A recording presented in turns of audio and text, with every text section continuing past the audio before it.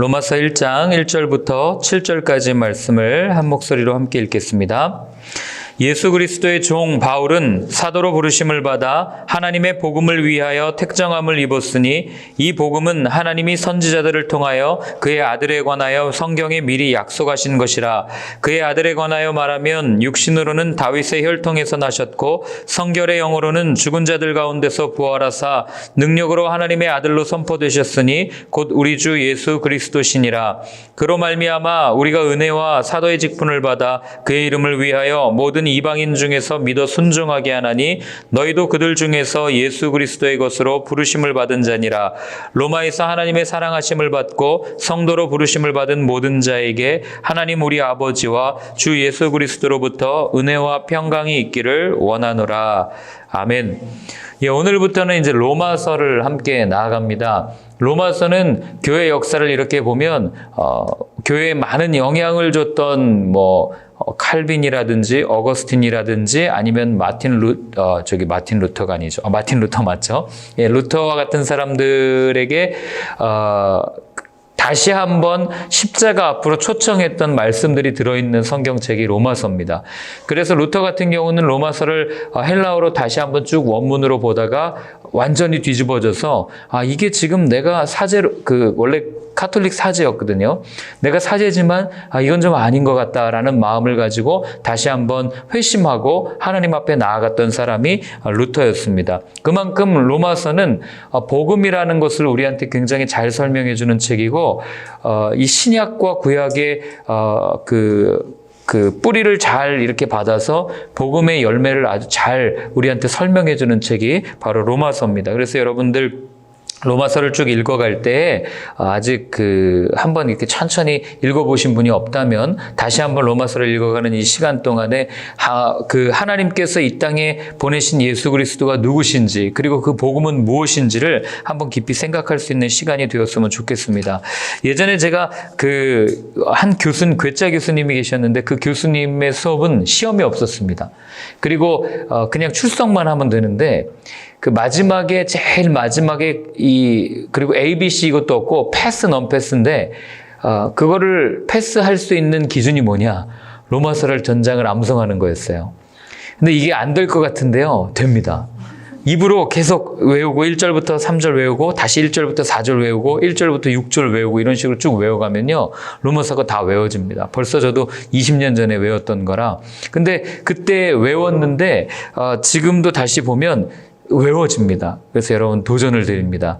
로마서 한 장만이라도 한번 외울 수 있는 시간들이 되었으면 좋겠습니다. 다 고개 숙이시지 않으셔도 됩니다. 자, 그러면 로마서가 어떤 책인가? 굉장히 어려운 책이에요. 그런데 어렵다고만 할 수 없는 게 헬라어로는 딱 7114자 7114자 정도 되는 단어로 이루어진 성경이고 한글 성경으로는 약 18,000 정도 글자로 된 겁니다. 별로 어렵지 않아요. 다 이해할 수 있는 성경이고 해서 여러분들 로마서 꼭 밑줄 그으면서 또 암송하면서 함께 은혜를 나누었으면 좋겠습니다. 자, 먼저 우리 1절을 한번 같이 읽어보겠습니다. 예수 그리스도의 종 바울은 사도로 부르심을 받아 하나님의 복음을 위하여 택정함을 입었으니 시편에서도 말씀드렸지만 정체성을 아는 것이 굉장히 중요합니다. 내가 누구인지를 알고 사는 사람과 내가 누구인지를 모르고 사는 사람의 그 끝은 지금은 별로 차이가 없는 것 같지만 그 끝은 굉장히 큰 차이가 난다고 말씀을 드렸습니다. 우리 왜 전쟁에도 보면 지피지기면 백전백승이라고 말하잖아요. 그러니까 이기기 전에 먼저 나를 아는 게 먼저예요. 상대를 알기 전에 나를 아는 것이 먼저입니다. 내가 어떠한 속성이 있는지, 내가 어떤 특징을 갖고 있는지, 내가 누구인지를 알아야만 상대방을 분명하게 파악할 수 있고, 그리고 어떤 전쟁에 나와도 승리할 수 있기 때문에 그렇습니다. 자, 그래서 바울은 오늘 제일 먼저 자기의 정체성에 대해서 이야기합니다. 3가지로 이야기하는데, 첫 번째는 예수 그리스도의 종 바울 이렇게 표현하죠. 종이라는 단어는 노예라는 단어입니다. 이 성경이 종이라고 하니까 굉장히 그 가정 총무 뭐 이런 느낌의 굉장히 고귀한 느낌을 주는 단어지만 사실은 노예예요. 내가 예수 그리스도의 노예입니다. 이 얘기를 바울이 하고 있는 겁니다. 노예라는 얘기는 자기가 하고 싶은 대로 살아가지 않는 사람을 의미하죠. 그러니까 바울의 일생을 보면 다메섹에서 예수님을 만난 이후에 다윗이래요. 그 바울의 삶을 보면 바울은 그 후로도 자기의 의지, 자기의 뜻을 따라 산 사람이 아니었다는 걸 알게 됩니다. 일례로 그 자기는 아시아 쪽에 가서 계속 복음을 전하고 싶어 했어요. 그때 아시아에 복음을 전했으면 아마 우리나라에 더 빨리 복음이 들어왔을 수도 있을 겁니다. 그런데 그때 바울을 막아서고 성령이 어떻게 합니까? 유럽으로 건너가라 라고 해서 유럽 쪽으로 방향을 트는 바울의 모습을 봅니다. 여러분 이게 아무것도 아닌 것 같지만 한번 생각해 보세요. 바울이 내가 아시아에 가고 싶었다라고 아주 짧게 이야기하지만 바울의 기질상 바울은 굉장히 급하죠. 굉장히 많은 것을 또 준비하고 계획하는 사람입니다. 그렇기 때문에 아시아로 가고 싶었다라고 말할 때는 아시아로 가기 위해서 수많은 준비를 했다는 걸 알게 되는 거죠. 아시아로의 선교를 위해서 사람을 준비했고 자금을 모금했고 그리고 또 아시아에 교회를 세우기 위해서 많은 노력을 들인 그런 바울의 삶이라는 것을 우리는 추정할 수 있어요. 그런데 그렇게 자기의 모든 것들을 준비해 놓고도 하나님께서 여기는 아닌 것 같아. 저쪽으로 가자라고 얘기할 때 일말 주저함 없이 그냥 예 하나님, 예 주님, 내가 그러면 이쪽으로 가겠습니다 라고 결정하고 따라갈 수 있었던 이유는 바울의 삶이 나는 예수 그리스도의 노예입니다 라는 생각을 분명히 가지고 있었기 때문에 그렇습니다. 그렇기 때문에 더 이상 내 의지는 중요하지 않은 거예요. 여러분 우리도 그리스도인이라고 불리우죠. 그리스도를 따라가는 사람이라고 얘기합니다. 예수 팔로워, 그러니까 예수님을 따라가는 사람이라고 이야기하는데 예수님을 따라간다는 얘기는 다른 얘기로 하면 예수님의 종이란 얘기고 예수님을 섬기는 사람이란 얘기고 예수님의 노예란 얘기예요. 그럼 우리도 그렇게 고백하면서 살아가는데 우리의 삶을 움직이는 원동력은 무엇인가? 정말 내가 모든 것을 다 준비해 놓고도 하나님이 아니야 하면 그걸 아니라고 멈출 수 있는 용기가 내게 있는가 한번 생각해 볼 필요가 있는 거죠. 제가 어제 이 본문 묵상하면서 그런 생각을 혼자 해봤어요. 성수에서 숨스터에서 저희가 지금 예배드린 지 한 2주 정도 이렇게 지나고 있는데 하나님이 어느 날 저한테 너 이제 그만 가야 되겠다. 너 다른 데로 또 가라. 그러면 어떨까?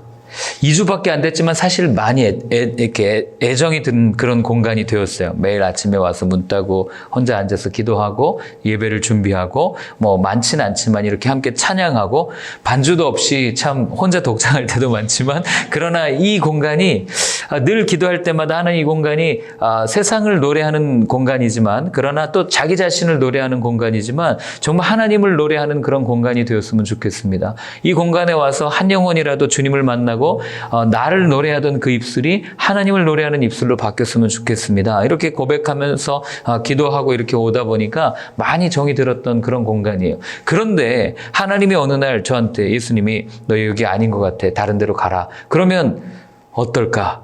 제가 일례로 말씀드렸지만 여러분 우리가 그렇게 일평생 사실 다 그렇게 준비하면서 살아가는 거 아닙니까? 노후를 준비하고 내 미래를 준비하고 내 삶을 준비하고 살아가는데 어느 날 주님이 내게 나타나셔서 너 그동안 준비한 거 아니야. 이쪽으로 가자라고 우리의 거처를 옮기든지 아니면 우리의 삶의 방향을 옮길 때 나는 바울처럼 예 주님 나는 주님의 노예입니다. 주님이 가라는 곳에 언제든지 순종하고 가겠습니다. 말할 수 있을까? 그렇게 고백할 수 있을까?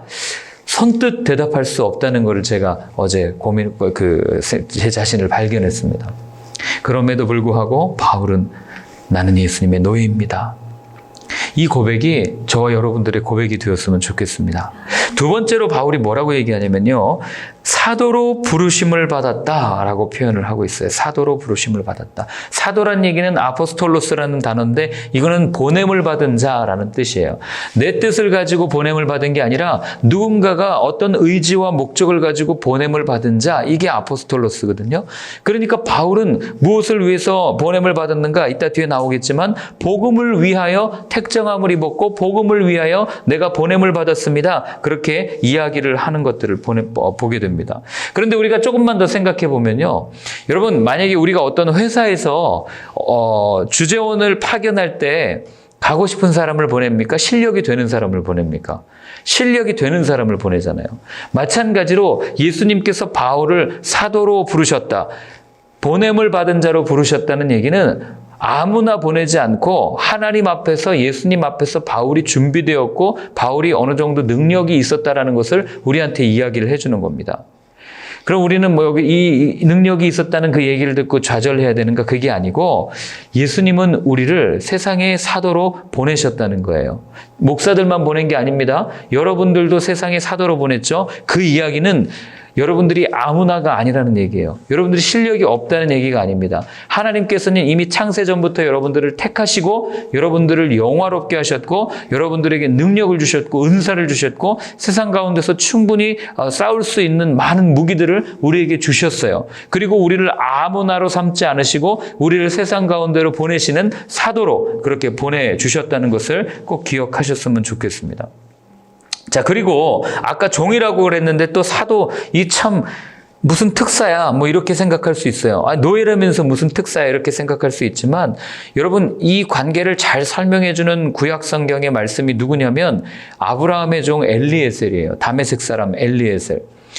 자, 아브라함이 엘리에셀을 보냅니다. 그리고 나중에 하나님한테 아브라함이 얘기해요. 이삭이 태어나기 전에 나는 후자, 아들이 없으니까 그냥 내 종 다메섹 사람 엘리에셀을 내 후사로 세워서 내가 그렇게 하려고 합니다라고까지 고백하는 걸 보면 엘리에셀이 얼마나 그 아브라함한테 잘했고 또 아브라함한테 이렇게 했는지를 알게 되는 거죠. 그런데 그 엘리에셀을 나타내는 단어가 뭐냐면 종이에요. 노예입니다. 그 종이 어떤 권한까지 받아요? 훗날 아브라함의 하나밖에 없는 그 아들의 아내를 구하는 그 일에 이 사람이 보내집니다. 그리고 보내졌을 때 아브라함이 뭐 핸드폰이 있어가지고 누굴 만났는데 어떻게 하고 어떻게 하면 좋겠습니까? 뭐 이렇게 합니까? 아니에요. 이 사람이 고를 수 있는 모든 권한을 다 준 겁니다. 마찬가지로 그리스도인, 예수님으로부터 세상으로 보냄을 받은 그리스도인은 우리가 뭐 하나님이 우리한테 하나하나 일일이 막 이게 아니고 우리한테 이미 그 모든 권한을 다 주셨어요. 어떤 권한을 주셨습니까? 세상을 다스릴 수 있는 권한을 주셨다고요. 그러니 우리가 그런 권한을 가지고 나아가는 노예이자, 노예라는 표현 좀 그렇죠? 종이자 특사라는 것을 꼭 기억하셨으면 좋겠습니다. 그러니 우리는 세상에서 주눅들 존재가 아니에요. 세상에서 엎드려서 나는 이렇게 눈치 보면서 살아갈 그런 존재가 아닙니다. 이미 세상에서 이겼고 이미 세상 가운데 우리를 부르시고 그 모든 다스릴 수 있는 권한을 다 주신 분이 우리를 세상으로 보내셨다. 이걸 잊지 않으면 우리는 세상에서 그렇게 주눅들거나 힘들어할 필요가 없다는 거죠. 자, 세 번째로 바울이 어떤 자기의 정체성을 고백하냐면 하나님의 복음을 위하여 택정함을 입었다라고 이야기합니다. 종이었고 그 다음에 그 사도였고 그 종과 사도로서 내가 해야 될 일은 무엇인가? 복음을 전하는 자. 이게 분명하게 여기에 그려지고 있는 거죠. 자, 바울의 삶의 목적을 드러내는 또 다른 구절이 있는데 한번 찾아보겠습니까? 고린도전서 2장 2절 말씀입니다. 고린도전서 2장 2절 말씀. 네, 찾으셨으면 함께 읽겠습니다. 내가 너희 중에서 예수 그리스도와 그가 십자가에 못 박히신 것 외에는 아무것도 알지 아니하기로 작정하였음이라. 자, 바울이 지금 뭐라고 얘기합니까? 예수님과 십자가에 못 박힌 것 외에는 내가 아무것도 알지 아니하기로 작정했다는 얘기는 결심했다는 얘기예요. 완전 결단했다는 얘기입니다. 그 얘기를 지금 하고 있는 거예요. 그러니 나중에 바울이 고난을 당할 때 재판을 받을 때도 나 로마의 시민권자입니다라고 나중에 밝힌 이유는 자기가 시민권이라고 하는 특혜를 누리고 있는 그 어떤 계층을 자랑하기보다 자기가 가지고 있었던 어떤 조건들을 자랑하기보다 나는 오직 예수 그리스도의 십자가 복음 외에는 아무것도 자랑할 것이 없고 아무것도 아는 것이 없습니다라는 바울의 결정이 있었기 때문이에요. 일평생 자기를 칭찬하는 사람들 앞에서도 나는 십자가만 알기로 했습니다. 일평생 자기를 비방하는 사람 앞에서도 나는 십자가만 알기로 했습니다. 예수 그리스도만 알기로 했습니다. 그러니까 그의 관심은 오직 예수 그리스도 밖에는 없었다는 것을 알게 되는 거죠. 그 예수 그리스도를 다른 말로 표현하면 뭐예요? 복음이죠. 그 바울이 그렇게 알기로 결단한 복음을 2절부터 4절까지 이렇게 설명합니다. 복음은 이런 겁니다라고 설명해요. 함께 읽겠습니다. 이 복음은 하나님이 선지자를 통하여 그의 아들에 관하여 성경에 미리 약속하신 것이라. 그의 아들에 관하여 말하면 육신으로는 다윗의 혈통에서 나셨고 성결의 영으로는 죽은 자들 가운데서 부활하사 능력으로 하나님의 아들로 선포되셨으니 곧 우리 주 예수 그리스도시니라. 아멘. 자, 주어와 맨 마지막 서술어를 보세요. 이 복음은 무엇이라고요? 우리 주 예수 그리스도시니라. 이게 결론이 나는 거예요. 그리고 그 예수 그리스도가 누구신지 중간에 설명을 하고 있습니다. 첫 번째는 이 복음, 예수 그리스도는 하나님이 선지자들을 통하여 그의 아들에 관하여 성경에 미리 약속하신 것이라. 즉 복음은 제조된 것이 아니라 약속된 것이라는 것을 우리한테 이야기합니다. 세상에 많은 사람들은 예수님의 이야기를 허구 아니야? 이거 역사 속에 있었던 그냥 사람들이 지어낸 얘기 아니야? 하면서 이단들이 사실 그래서 생겨났거든요. 예수님이 신이냐 인간이냐 이걸 가지고 논쟁하다가 한쪽에서는 예수님이 어떻게 신일 수 있어? 예수님은 그냥 인간이야 라고 하면서 그 인간 예수를 추종하는 사람들, 이게 결국 나중에 이단이 되고, 또 한쪽에서는 예수님은 인간이 아니라 그냥 신이야, 그래서 신적 예수만을 증거하다가 또 이단이 되고, 이런 일들이 일어나는 거예요. 그래서 우리가 건강하게 고백해야 될 건 예수 그리스도는 100% 인간인 동시에 100% 신입니다. 이 고백을 드릴 수 있어야 되는 거죠. 이 고백이 없으면, 이 고백을 하기 위해서 사도신경이라고 하는 걸 고백하다가 수많은 사람들이 그렇게 죽어간 것 아니겠습니까? 이해되지 않는 신비지만 우리가 고백해야 될 거, 예수님은 인간이면서 하나님이셨습니다. 이 고백인 거예요. 그래서 오늘도 보면은 다윗의 아들에 관하여 말하면 육신으로는 다윗의 혈통에서 나셨다. 인간 예수로 오신 걸 얘기하는 거죠. 성결의 영으로는 죽은 자 가운데서 부활하시고 하나님의 아들로 선포되셨다. 신적 예수를 이야기하는 겁니다. 그래서 그런 예수님을 따르는데, 자, 그 예수님은 어떻게 됐다고요? 약속됐다고요. 사람이 창조한 게 아니라고요. 사람이 손으로 쓴 어떤 소설이 아니라는 것을 분명하게 우리한테 이야기를 해줍니다. 태초전부터 이루어진 그 약속. 그런데 왜 이 바울이 로마서를 시작하면서부터 강하게 투박하게 예수 그리스도에 대한 이야기를 이렇게 하고 있는가? 당시 사람들이 여전히 이 혼란 가운데 있었다는 걸 의미하는 거예요. 예수가 누구냐? 도대체 예수는 어떤 사람이냐? 예수는 하나님이냐? 이 논란이 있었기 때문에 바울은 정확하게 예수가 그동안 우리가 기다려왔던 그 메시아, 다윗의 혈통으로 오시는 그 메시아, 하나님의 아들로 오는 그분, 이분이 바로 예수님이다라고 분명하게 이야기를 하고 있는 겁니다. 그럼에도 사람들은 여전히 메시아를 기다리고 있어요. 예수님, 다윗의 후손으로 오는 자기들이 바라는 강한 경제적 대국을 이룰 그런 메시아를 여전히 기다리고 있는 거죠. 어쩌면 우리도 그러고 있지는 않은지 한번 생각을 해봐야 됩니다. 내가 기다리는 예수님은 어떤 모습입니까? 내가 구하고 있는 예수님은 어떤 모습입니까? 내 삶을 부유하게 하고, 내 삶을 풍요롭게 하고, 내 목적을 이루고, 내가 생각하는 모든 바를 이루어 주시는 그 예수님을 기다리고 있지는 않은지, 어쩌면 예수님은 이미 오셔서 우리의 삶 가운데 오셔서 우리가 알아볼 수 없는 형체로 메시아로, 구세주로 우리 가운데 임하셨지만 우리가 그것을 알아보지 못하고 여전히 이 로마서를 받는 그 유대인들처럼 예수님은 언제 오실까? 메시아는 언제 오실까를 기다리는 모습은 아닌지 한번 생각해 봐야 됩니다. 자, 그래서 바울이 내리는 결론, 복음은 곧 예수 그리스도입니다. 예수 그리스도가 곧 복음입니다. 이 얘기를 하는 겁니다. 그래서 복음이 기쁜 소식이에요. 복음은 내 기분을 좋게 하거나 내 기분을 맞추거나 내 감정을 이렇게 잘 하거나 해서 좋은 소식이 아니라 내 생명을 살리는 소식이기 때문에 좋은 소식이라는 것을 우리한테 이야기해 줍니다. 또한 복음은 어떤 개념도 아니에요. 자꾸 우리는 복음을 생각하면 복음은 이런 거예요. 예수님은 이런 거예요. 이렇게 신학적이고 교리적으로 설명하려고 하는데 복음은 그런 게 아니라는 거예요. 자기 지식으로 하나님을 찾는 인간의 종교성도 아니고, 시대에 맞게 희석될 수 있는 어떤 것도 아니고, 행복이나 성공 또는 어떤 긍정, 이런 게 복음이 아니라는 거예요. 오늘날은 행복, 성공, 긍정 이런 걸로 복음이 변질되어 버렸어요. 복음은 우리를 기쁘게 하는 거예요. 복음은 우리를 행복하게 하는 겁니다. 복음은 우리를 성공으로 안내하는 인도서입니다. 이렇게 바뀌어버린, 그렇게 변질되어 있는 이 시대에 바울이 분명하게 우리한테 선포하는 말씀은 뭐예요? 복음은 예수 그리스도입니다. 복음은 예수 그리스도의 십자가입니다. 복음은 하나님의 약속대로 우리에게 오셔서 부활하신 예수 그리스도입니다. 그걸 이야기하는 겁니다.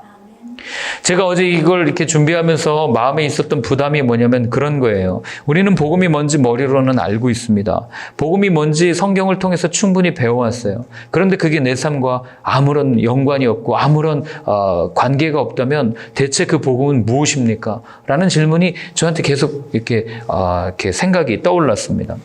즉 우리는 예수를 만나야 하는 삶을 살아야지 예수가 누구라고 설명하는 이 성경 구절을 내가 읽었어, 내가 이거 묵상했어, 내가 이거 큐티했어 라고 끝난다면 우리의 삶에는 아무런 영향력이 없는, 아무런 능력이 없는 그런 삶을 살게 될 거라는 겁니다.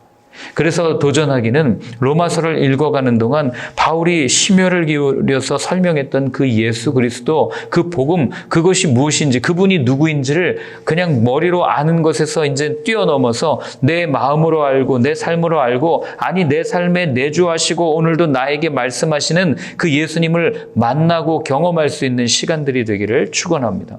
예수 안 만나면 성경도 사실은 아무런 의미가 없어요. 제가 며칠 전에 한 분의 고백을 들었는데 이분이 그런 얘기를 해요. 베이직 교회도 다른 교회랑 똑같지 않습니까? 그래서 무슨 말씀을 하나 이렇게 들었더니 그저 여기 성경 읽으라고, 베이직 교회는 성경만 읽습니다 이렇게 얘기하잖아요. 사역도 없습니다. 그런데 언제부턴가 그 성경을 읽는 그게 훈장처럼 됐다는 거예요. 한 번 읽고 두 번 읽고 6년 다니면 지금 한 10번 정도 읽으셨을 거예요. 10번 정도 읽은 게 나랑 무슨 상관이냐, 그 고백을 하시더라고요.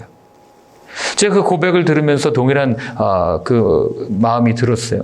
나는 목사인데 내 신학교 간다고 성경 100번 읽고 1000번 읽었는데, 아니 달달달달 외웠는데 그게 내 삶과 무슨 상관이 있나. 그 성경이 고백하고 있는 예수 그리스도를 내가 인격적으로 만나지 못하고 내 삶에서 어떤 결정을 할 때 또는 누군가와 대화를 할 때 내 마음 가운데 예수님이라면 뭐라고 대답하시겠어요? 예수님이라면 어떤 생각을 하시겠어요? 예수님이라면 지금 어떤 선택을 하시겠어요? 묻지도 않고 내 고집과 내 뜻대로 내 모든 것을 결정하면서 머리로는 설교할 때는 예수님이 구세주입니다, 예수님이 그리스도입니다, 이걸 설교하고 있는 제 모습을 볼 때마다 깨닫는 거예요. 나는 역시 복음이 필요한 존재구나. 나에게는 예수님이 정말 필요한 존재구나. 나는 어쩔 수 없는 죄인이구나. 이 고백을 매일 드릴 수밖에 없다는 거죠. 그러니 백날 성경을 읽고 말씀을 묵상하고 암송한다고 해도 내 삶의 주인, 내 삶의 고삐를 예수님께 내어드리지 않으니 어떻게 내 삶의 능력이 나타날 수 있겠습니까? 그렇지 않겠어요? 조 목사님이랑 운전하며 가다가 가끔 그런 얘기 나눕니다. 당신은 개척할 때 또는 교회를 개척할 때 뭐가 필요하다고 생각해? 당신은 교회가 이루어지기 위해서 뭐가 필요하다고 생각해? 그땐 자신 있게 얘기해요. 뭐가 필요해요? 예수면 충분하죠. 예수님이면 충분하죠. 복음이면 충분합니다. 그렇게 이빨린 소리는 합니다. 그러나 정작 내 삶을 바라볼 때 정말 내게 복음이면 충분한가? 정말 내게 내 삶에 예수님 한 분이면 나는 만족한가? 이 질문 앞에요. 여러분 부끄럽지만 나는 주님이면 만족합니다. 입으로는 고백할 수 있지만 제 삶으로는 잘 고백되지 않을 때가 많다는 거죠. 이게 우리의 본질이고 이게 인간의 속성이에요. 그렇기 때문에 우리는요, 이 말씀을 읽어가면서 계속 간구해야 돼요. 예수님, 나 좀 도와주십시오. 예수님이 필요합니다. 오늘날 복음이 많이 희석된 이 시대 가운데 어쩌면 복음이 윤리적인 부분, 재정, 어떤 우리의 관계에 대해서는 우리가 성경을 많이 이야기하지만 바울이 앞으로 쭉 이야기하고 있는 이 십자가, 이 부활, 이것에 대해서는 우리가 얼마나 묵상하고 얼마나 설교를 하고 또 얼마나 듣고 있는지, 정말 우리에게 정작 중요한 우리의 생명을 살리는 예수님의 십자가는 다 빼고 안 들어도 될 액세서리와 같은 그런 이야기들만 우리가 골라 듣고 성공을 위한 처세술 같은 그런 말씀들에 집중하고 있는 것은 아닌지 한번 생각해 봐야 됩니다. 자, 마지막으로 우리 5절부터 7절까지를 읽고 마치겠습니다. 그로 말미암아 우리가 은혜와 사도의 직분을 받아 그의 이름을 위하여 모든 이방인 중에서 믿어 순종하게 하나니 너희도 그들 중에서 예수 그리스도의 것으로 부르심을 받은 자니라. 로마에서 하나님의 사랑하심을 받고 성도로 부르심을 받은 모든 자에게 하나님 우리 아버지와 주 예수 그리스도로부터 은혜와 평강이 있기를 원하노라. 아멘. 항상 편지의 마지막, 이 인사말의 마지막은 좋죠. 예수 그리스도의 은혜와 평강이 너에게 있기를 원하노라. 그런데 바울이 이렇게 말할 수 있는 이유는 바울이 어떠한 마음으로 삶을 살았는지 그걸 말해주는 두 가지 단어가 있기 때문에 그래요. 즉 바울의 삶을 이끌어갔던 두 가지 바퀴의 축은 무엇이냐면 5절에 있는 것처럼 은혜와 직분이라는 겁니다. 은혜와 직분. 어떤 은혜예요? 죄인 중에 괴수를 생명을 살리는 사람으로 바꾸어 주셨던 그 은혜.